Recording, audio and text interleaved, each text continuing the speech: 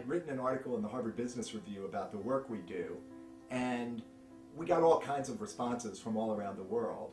But I only got one letter from a principal of a school, and it was a letter from the principal of the Riverdale Country School. I happened to read this article, Harvard Business Review, Tony Schwartz, Managing Your Energy, Not Your Time, and was really fascinated by the premise of the article, which talked about not the amount of time that you spend doing something, but really the quality of your engagement in the activity is really linked to high performance. He was a person who really saw that there were possibilities when it came to inspiring and engaging and exciting students that hadn't been tapped. The way that we decided to do this was to come up with a project called the One Big Thing Project. The One Big Thing is this really interesting, innovative, I think groundbreaking pilot project that we are putting in place this year for a group of selected 9th grade boys and girls and faculty members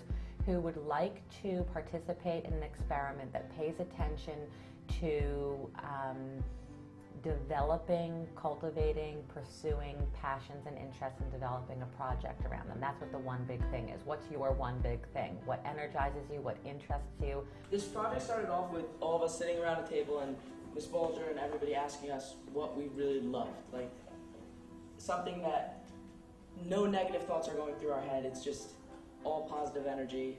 I think I want to do definitely photography, possibly something collaborative. I'm going to try and write mini stories. You know, the other part of my project was learning these tunes on the banjo. I'm writing a rap. So I decided that I'm going to make a surfboard. That was my illumination, that I'm going to make a surfboard for the next either year or 4 years, and that will be my one big thing. The One Big Thing is also an experiment to get kids to take a look at how they use their energy, how they sleep, how they eat, what their work habits are. At the physical level, which is the core level of energy management, these kids know very little about what's going on in their bodies, and we were there to teach them how did all these pieces of the physical puzzle influence their mood, how did it influence their focus, how did it influence their passion, and get them to recognize that if they could manage those components of physical energy more effectively, it would change their entire experience. We are like the impetuous youth.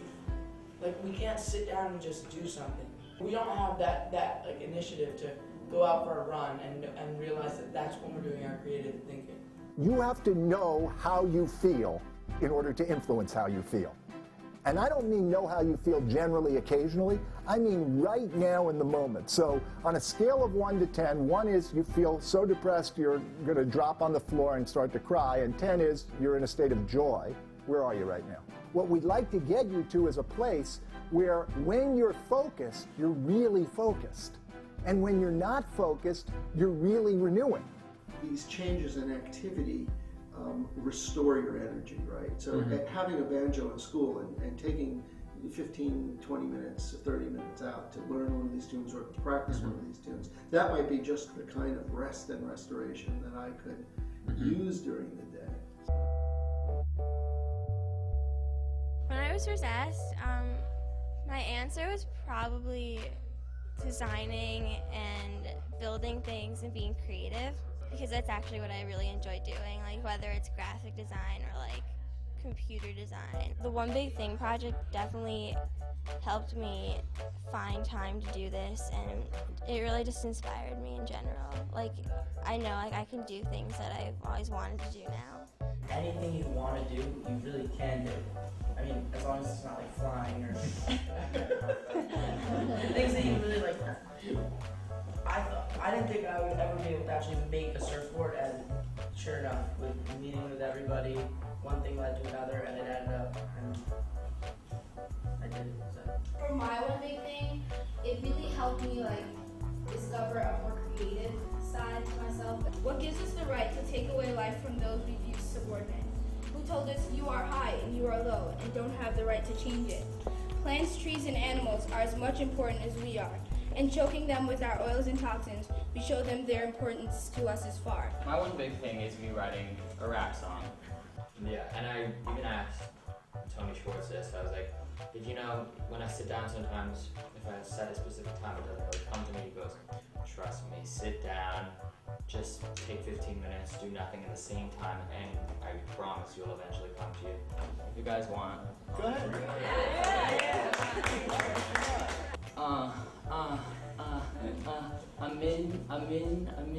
I'm in over my head, but I'm too nice. You done what I said, followed my path like night. Good night. Fresh shining, just quit trying. All I heard from you was just some more whining, crying, sighing, dying. I'm straight flying, not even the power lines can catch me. Snatch me a new diamond necklace, you'll catch me at the finish line, fine and reckless. I'm unwreckable, I'm untestable. My goals for this project are, number one, to really get the kids excited about and talking about things that interest them and believing that they not only have the ability and capacity to pursue them, but that they are going to a school that will support their desire to do so. It strikes me that that this is the beginning of a whole bunch of possibilities for lots of different kinds of learning at the school. I hope that this is something that we can actually expand, and that it would be great if we could even say that we're in the business of having students develop, find, and experience plunging in passionately to some endeavor. I think that's something that I'd really like to see us be able to sort of almost guarantee that every student will find that or experience that at some point or another when they're at this school.